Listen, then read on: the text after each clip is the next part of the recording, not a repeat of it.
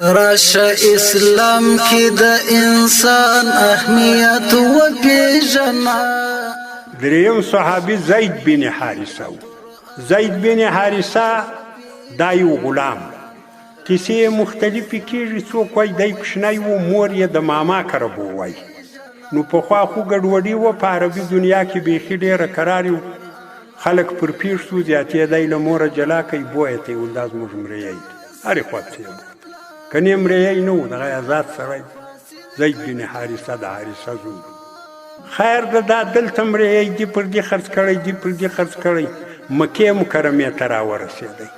مکې مکرمې ته راورسېدی، غالبا امیه بن خلف واخیستی دی. هغه باندې بیا خدیجې رضی الله عنها ځینې واخیستی. خدیجې رضی الله عنها نو بیا له اسلام توقف کوي چې دا مریی د زما لخوا تا ته ورته. نو دا هم په دې کور کې و.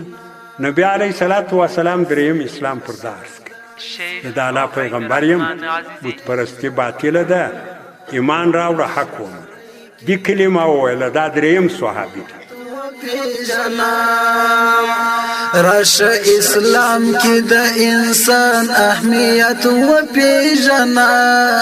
راشه نړۍ کی د قرآن اهمیت و پیژنا.